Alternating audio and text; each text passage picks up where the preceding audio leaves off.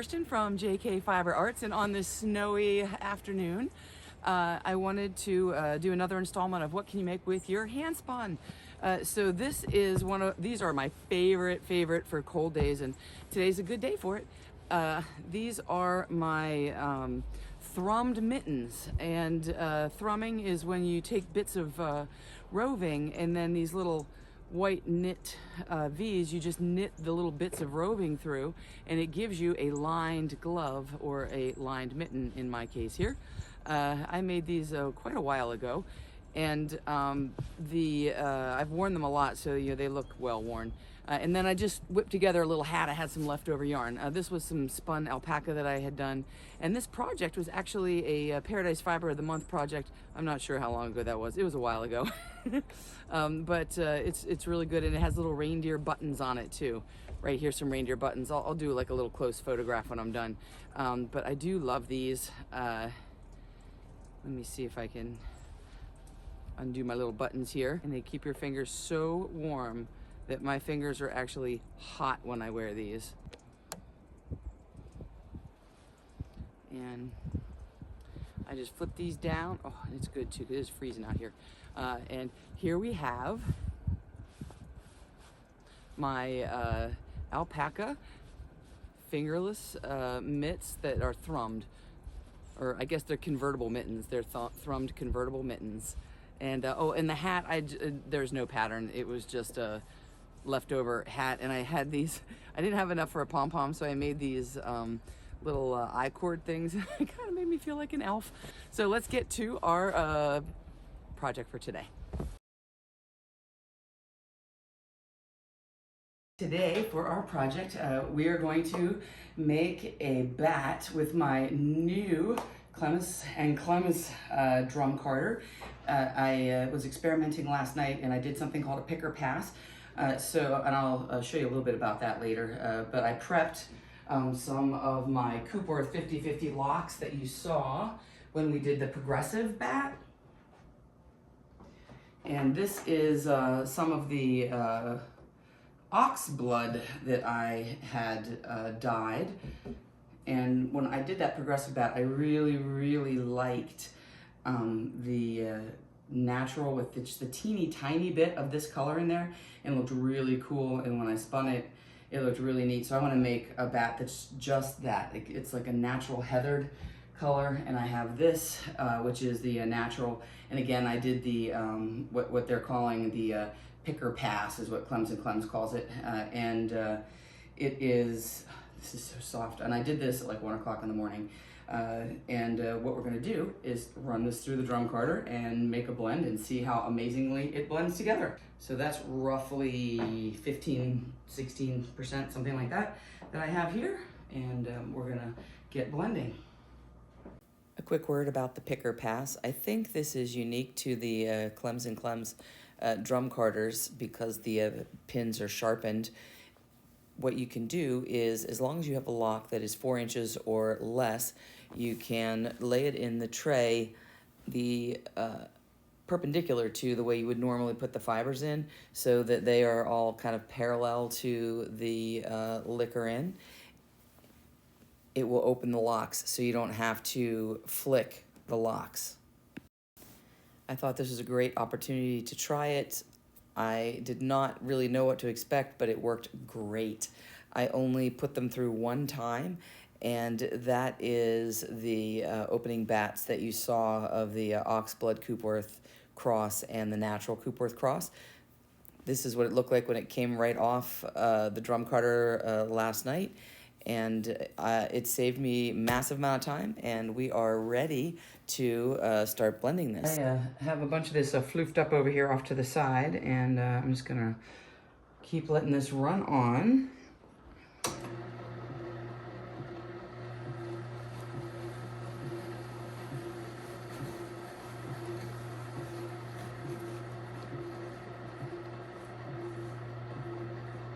If I do see any little bits when I'm floofing here, I'll take care of those.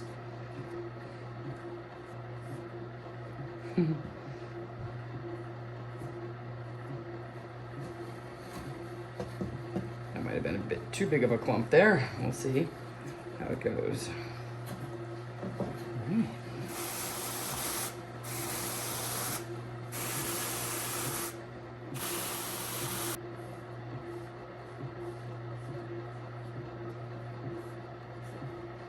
And the cloud, I guess you're supposed to have it as thin as you can. Keep working on that. I probably have it a little thicker than it should be.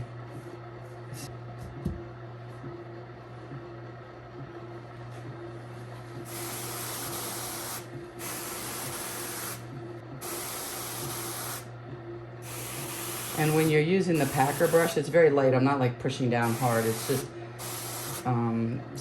very gently. It's not a very difficult, strenuous push down.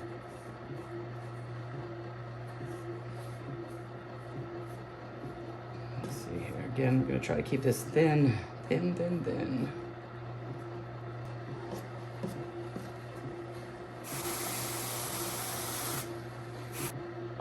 I noticed that I do have a little bit stuck to my liquor in here. I'll probably stop in a minute and clean it off. And I think it's because my first pass was a little too thick. So it's a bit of a learning curve here. I'm not used to this yet. In fact, I'm gonna pause that for a second here and clean off my liquor in. But so far, looking at the drum, it looks really, really nice. And then when I take the bat off, we'll see if I want to run it through a second time or not. And again, here's a little nep. If I'm coming across any neps, I can count them. I have 5 so far, so that's not too many. And I'm just going to take this stuff off the liquor in and run it back through again. No reason we can't do that.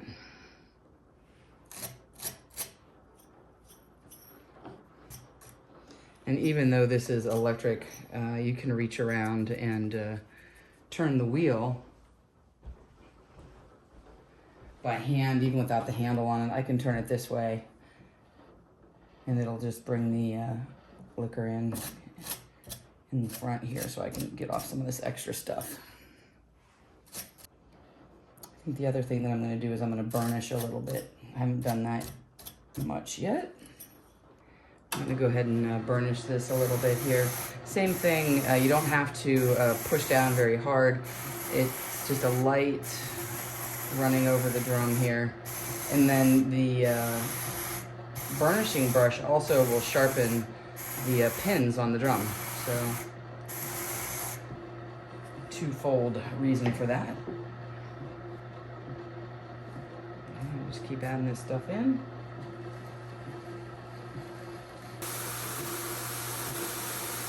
And if you notice, the liquor in, when I'm using the packer brush, the liquor in is actually getting cleaned off. The stuff is going onto the drum. Not all of it, but a large portion of it. Which leads me to believe I'm probably putting in the fiber on too thick. Maybe I should try it like super paper thin. Now, almost everything that you saw on the liquor in has come off and gone onto the drum. I am trying to put this on here as thin as I possibly can. I don't know that I can make it much thinner than this. This will take a little bit longer than I would like if I make it this thin. But let's see how it works. All right, let's try to push this on here and see if it makes a difference. Well, it's not really changing the amount of fiber on my liquor end. The packer brush seems to be what really makes the difference. Because if I have it right on there, as soon as it's coming off the liquor end, seems to be the magic. There you go.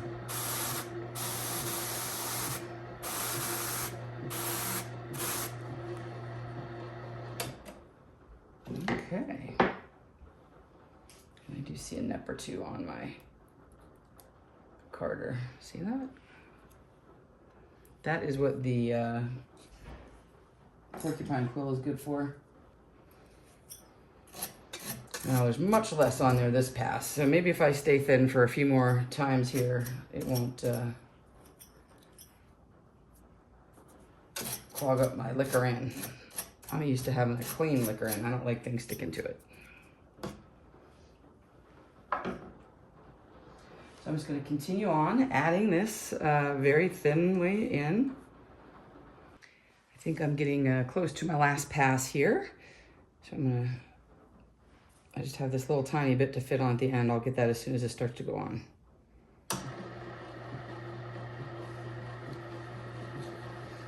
Just throw this in the back.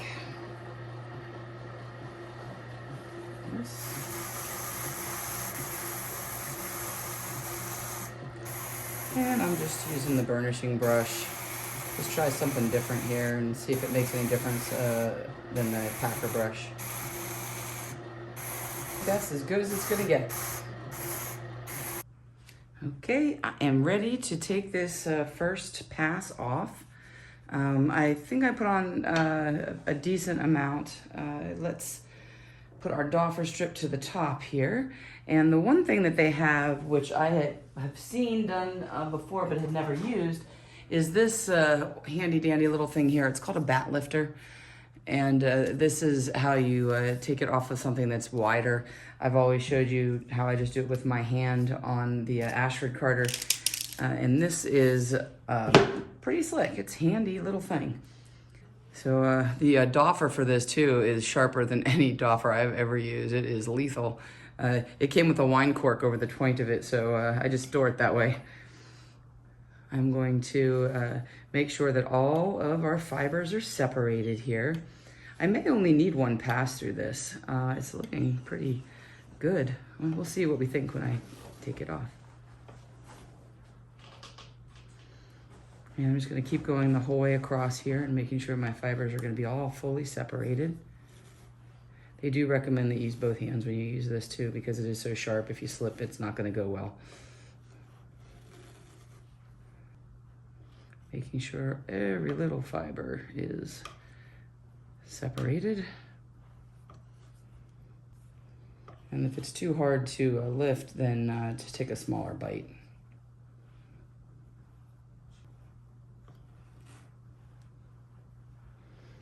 I sort of like the pops of pink.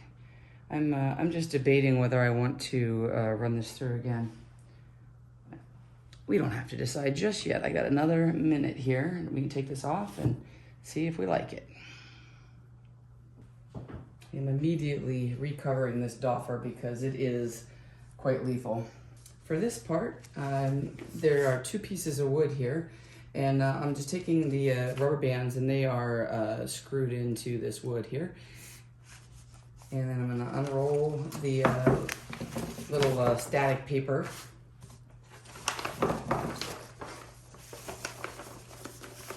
And you have 2 pieces of wood. And the way you do this is you take the flat side and you put it up on the pins like this.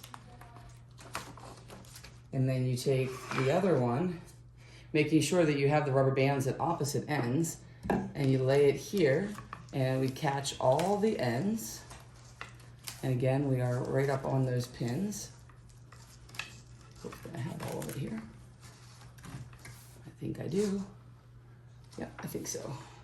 And I'm gonna put the rubber band on each end. So now our 2 pieces of wood are essentially holding these tips here. You're gonna hold either end of the wood, and then you're going to roll away from the drum carder.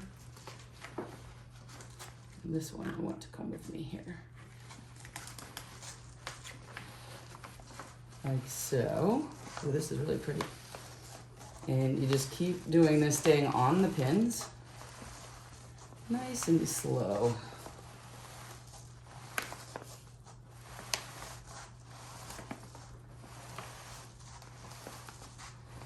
Wow, this is really pretty. I'm already thinking, do I want to pass it one more time or not? And there we have it. We are off the drum. And then you just take the rubber bands off, and then you slide the one out. Make sure when you slide the one, you don't pull the rubber band end through, because that'll mess up your bat. And then you pull this one out, and supposedly if you're gonna store this, you can just roll it in here and put this away and then get another. You can buy like a bunch of these, but I didn't. And here we have our bat.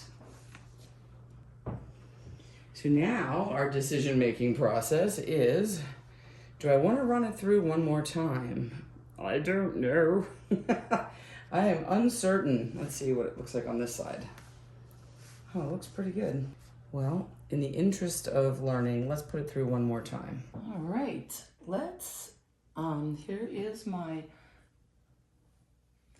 bat, and I'm just gonna rip it off in strips and open them up, and we'll put it through. I'm just gonna open this nice and wide. I'm guessing that this is gonna go on a lot easier than the locks when they went through the first blending pass.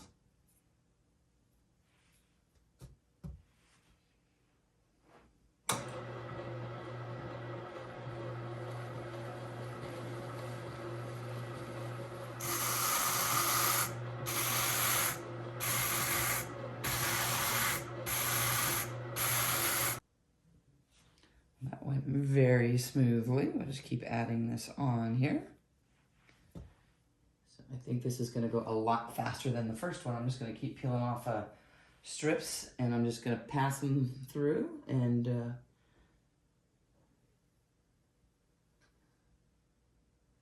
we'll see how this works. Hopefully it won't blend it too much. I think it's gonna be okay, and it's gonna look really good. So I like the way the little pink streaks are in there. And I think for the first time I can actually see the red line through here. So we'll see how that goes.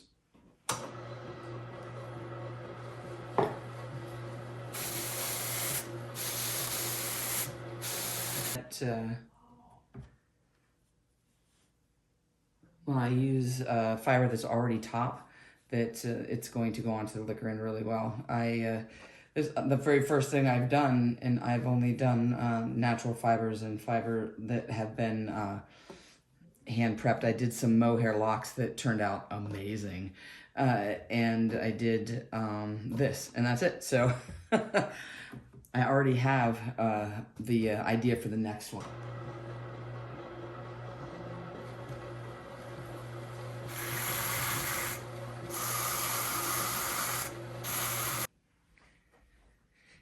I think this is going to be my last pass here. Nice and airy and light. I think this is getting fuller every time because the pins almost look like they're kind of full right now. Let's see what we got here. All right, last one.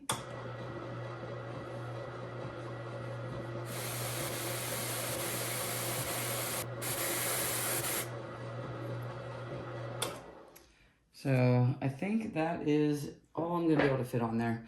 When it starts sticking like this, it's called bearding is what they're calling it. At least that's what they're calling it for this.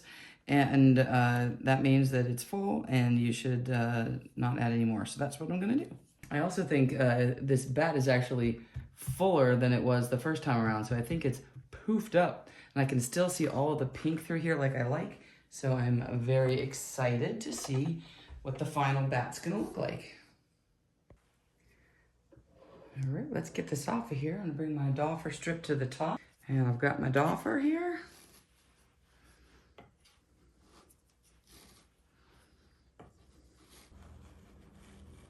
I also ended up not putting on the whole 100 grams-ish. What I had 80 and the other one, I think I was gonna do like 15. I couldn't get all of that on here. And I think it's because this is actually a coarser fiber. I think if I had a thinner, finer fiber that I could have fit more on.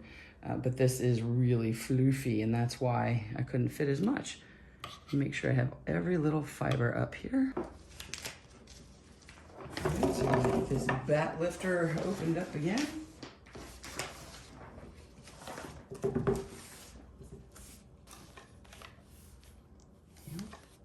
And I'm just gonna put my rubber band on.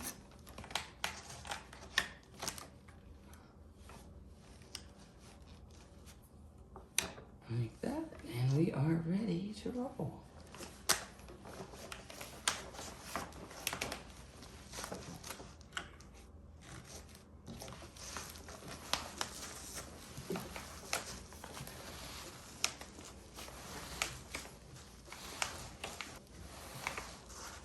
I had my little plastic roll a little crooked on this one, but it's working well. I think I'm actually getting more off this time. Yeah, I almost got the whole drum clear. So that was lovely. This is only the fourth time I've done this. So, oh, that looks beautiful. Look at, oh my gosh, it's so fluffy too. Look at that. Okay, so let me take this off and show you what we've got here. Oh, I love this. It looks so good. Let's see what the other side looks like. Oh yeah, that looks good. I see one little bit here I don't like. Pull that off. Okay. Everything else looks beautiful. Look at that. And it's really nice and homogenized. This is going to be wonderful to spin. I think I probably didn't even get 3 ounces though on here. I still have a little bit left in my basket. I might make one more to go with this, just like it.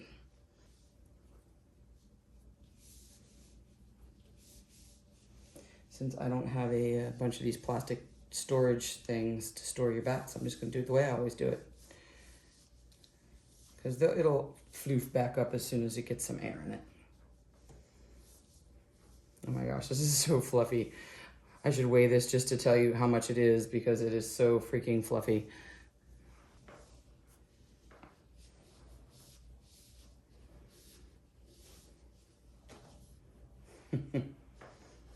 Look at that. It's looking good. Let's see how much it weighs. So we ended up with 78 grams, which is what, 2 point something ounces, 2.7 maybe? So I'm definitely gonna put the rest of that through because I want at least 3 ounces. But look at this. Ah, it looks so good. All right, well, I'm gonna run this through and then you'll see me spinning this up sometime soon. Until next time, spin happy.